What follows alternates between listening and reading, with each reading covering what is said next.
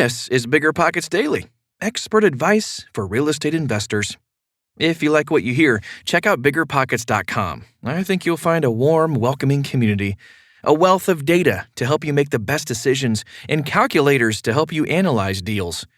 We make the blog articles available on this show so you can absorb the information while you're organizing the garage or remodeling your bathroom on this Saturday. How Much Should You Save for Retirement? By G. Brian Davis. In the 20th century model of retirement, people saved a nest egg over the course of a 40 or 50-year career. Then they gradually spent down that nest egg in retirement and hoped they didn't run out of money before they died. Superannuation in finance parlance. The model raises several questions, none more glaring than, how much should I save for retirement? But for those who think outside the box, it also makes you wonder, what if I want to retire young? How does it change the math? And how can you reach financial independence early? As you start planning your financial endgame, regardless of your current age, consider the following your 5-minute crash course in retirement planning. Safe withdrawal rates for paper assets. The old model for retirement planning generally stuck to paper assets such as stocks and bonds. Over time, retirees sold off their portfolio of assets in order to fund their living expenses, which begs the question of how much of your portfolio you can safely sell off each year, referred to by financial planners as a safe withdrawal rate. Back in the 1990s, financial planner Bill Bengen reviewed how stocks and bonds performed over the last century and determined that a withdrawal rate of 4% of your portfolio would have consistently left your nest egg intact for at least 30 years of retirement. Thus, the 4% rule was born. To clarify, that's 4% of your nest egg in the first year of retirement, followed by a small cost of living adjustment each year thereafter to keep pace with inflation. Not 4% of your portfolio's current balance in any given year. You can invert that math to come up with a target for your retirement savings. By multiplying your target annual retirement income by 25, you can calculate how much you need to save if you plan to follow the 4% rule. For example, if you want to withdraw $40,000 per year from your nest egg to cover living expenses, you need $1 million. 4% of $1 million is $40,000. Find it disheartening that a $1 million retirement only yields $40,000 of annual income? I do. Fortunately, you're not limited to paper assets. Sources of forever income. I don't like the idea of my net worth shrinking. The fear of running out of money before I kick the bucket. Besides, I want to create generational wealth that leaves my descendants moneyed in perpetuity. If you don't want to spend down your nest egg in retirement, you need sources of ongoing passive income, what I call forever income. Rental properties. Rental properties generate ongoing income with no need to sell off the underlying assets. But that's only one of the many ways rentals can boost your retirement. Landlords can raise the rent each year to keep pace with inflation, so the returns automatically adjust for inflation over time. Rental properties come with tax advantages, such as a wealth of deductions and even paper losses, like depreciation. You can leverage other people's money to buy them. Then your tenants pay off your mortgage for you. For that matter, leverage accelerates your cash flow growth over time. Your mortgage payment remains fixed even as your rental income grows each year as rents rise. Of course, rentals come with their own downsides, such as high barriers to entry, high labor required both on the acquisition side and the ongoing management side, and risks, such as property damage, bad tenants, unpaid rents, future regulatory changes such as eviction moratoriums, and lawsuits. So while they can play an important role in your retirement planning, they shouldn't form your only source of income. Dividends. Some equities pay dividends, ongoing income to shareholders. Most people think of stocks when they hear the word dividends, and they too should play a role. Although stocks aren't the only type of equity that pay dividends. Real estate investment trusts, REITs, pay high dividends.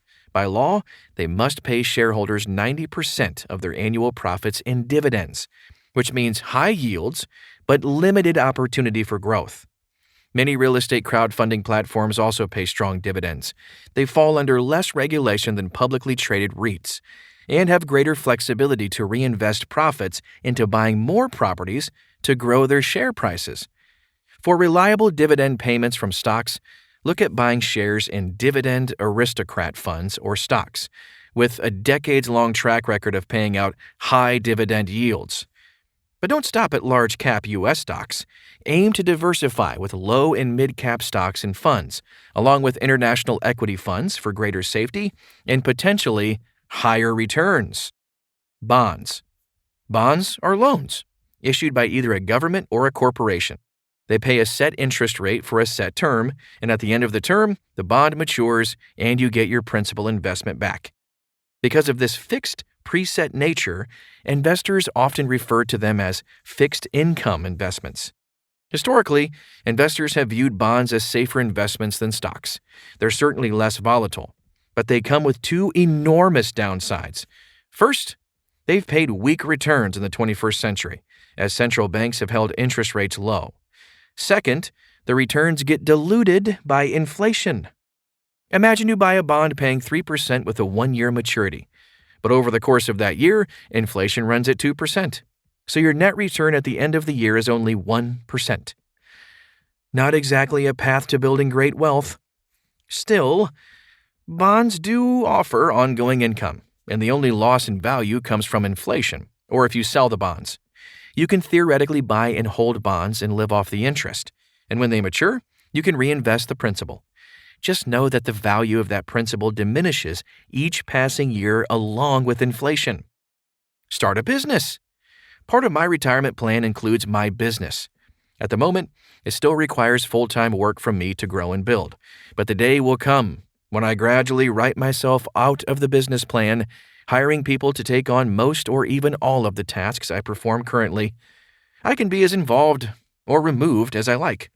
That's the beauty of entrepreneurship. Like every asset listed above, it requires investment. Investment of money, but also a significant investment of time, which paper assets don't require.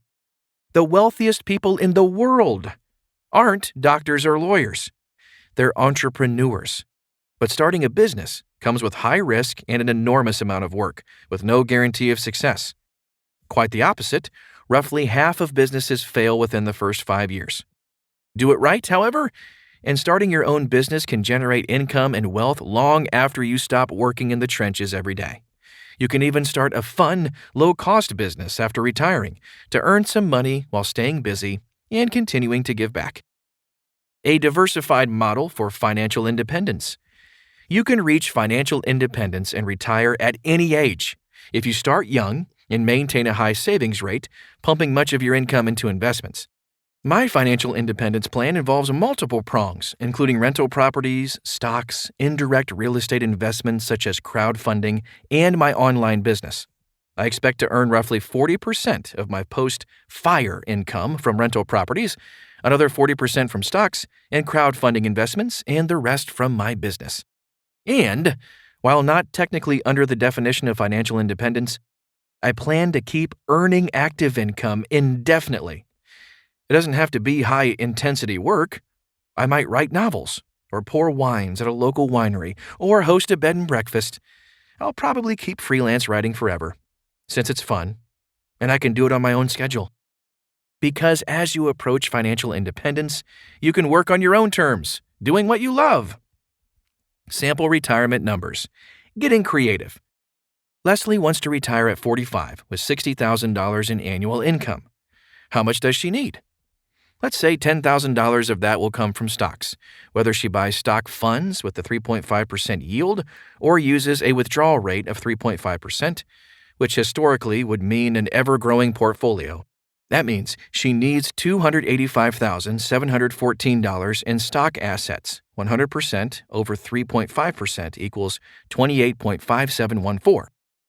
She wants another $10,000 from her real estate crowdfunding investments, which earn an average of a 6% yield. To account for the risk of default, she drops that expected yield to 5%, which means she needs $200,000 to generate $10,000 in reliable annual income.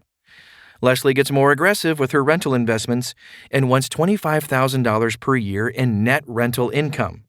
Using the Burr method, she gets to largely recycle the same funds repeatedly to build her portfolio, putting the same $100,000 to use again and again.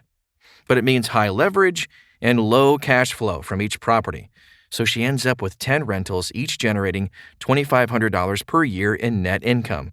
That leaves $15,000 in remaining income, which she earns through her online business and occasional freelance work. Work that she does as much or as little as she likes.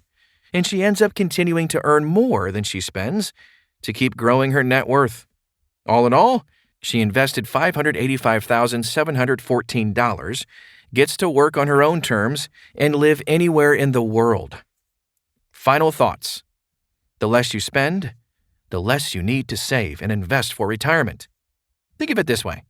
If you follow the 4% rule, then for every $1 you want to spend in retirement, you need to save $25.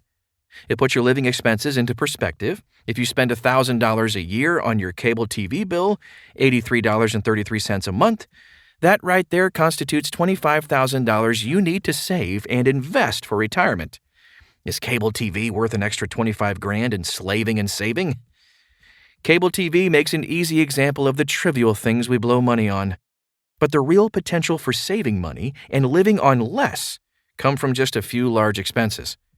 Historically, Americans spend roughly 2/3 of their income on just 3 costs: housing, transportation, and food. As you plan for retirement, consider downsizing, house hacking, or otherwise reducing your housing expenses first and foremost. Then, look to get rid of at least one car and ideally all of them.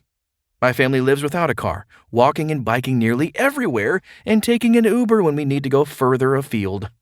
Spend less, save more, earn more. Reach financial independence faster. All right, that's it for this show. But remember, we have a whole library of episodes with timeless information about how to grow your real estate portfolio, so you can enjoy the life you were meant to live. Just tap all episodes in your podcast app or scroll back in the feed to check out an older but still evergreen show. Otherwise, dear listener, until tomorrow.